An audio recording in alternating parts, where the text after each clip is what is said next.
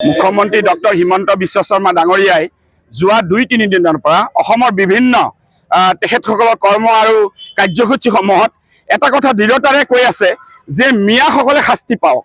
আৰু আটাইতকৈ এটা দুৰ্ভাগ্যজনক কথা কৈ আছে, ৰিক্সাত উঠিলে যদি ৫ টকা হয় ৪ টকা দিব যদি মিয়া হয়, আৰু মিয়াসকলক যিমান পাৰি শাস্তি দিব লাগে।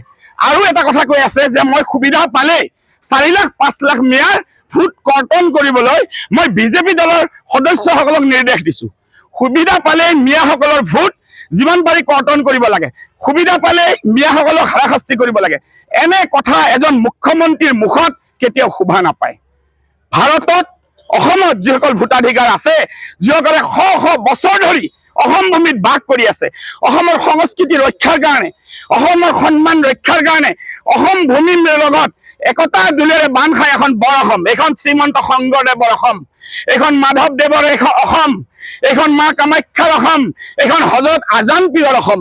আৰু এইখন অসমত যি এটা বিজেপি দলে ভেদভাৱ সৃষ্টি কৰিবলৈ লৈছে, মুখ্যমন্ত্ৰী ডাঙৰীয়াই এইকেইটা দিনত স্পষ্টভাৱে কৈ আছে মিয়াক হাৰাশাস্তি কৰিব লাগে, মিয়াৰ ভোট কৰ্তন কৰিব লাগে। আৰু আটাইতকৈ ডাঙৰ কথা এটা তেওঁ কৈছে যে বিজেপি দলৰ কৰ্মীক মই নিৰ্দেশ দিছো, সুবিধা পালে কেইলাখমান মিয়াৰ ভোট কৰ্তন কৰিব লাগে।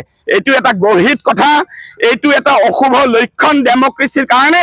ইয়াৰ এনে কথাৰ মই গৰ্হিত নিন্দা কৰো। অসম প্ৰদেশ কংগ্ৰেছ কমিটি, ভাৰতীয় জাতীয় কংগ্ৰেছ, কামৰূপ জিলা কংগ্ৰেছ কমিটি ইয়াক নিন্দা কৰে। এনে কথা নকবলৈ মই আহ্বান জনাইছো। আৰু সকলোৰে ন্যায় অধিকাৰ আছে। অসমত প্ৰত্যেকটোৱে ভাৰতীয় জাতীয় কংগ্ৰেছে হিৰাবা হওক, বড়ো হওক, গাৰো হওক, মিচিং হওক, আদিবাসী হওক, SC হওক, ST হওক, ট্ৰাইব হওক, প্লেন হওক, যিয়ে মিচিং কেবাং শদিয়াৰ পৰা ধুবুৰীলৈকে, সি মমিনচিঙীয়াই হওক, সি বেংগলী ভাষী হওক, সকলোৰে প্ৰটেকশ্যনৰ কাৰণে ভাৰতীয় জাতীয় কংগ্ৰেছৰ নেতৃত্ব গৌৰৱ গগৈ ডাঙৰীয়াই কাম কৰি আছে, ৰাহুল গান্ধীৰ নেতৃত্বত, আৰু আমি কাম কৰি যাম। কোনো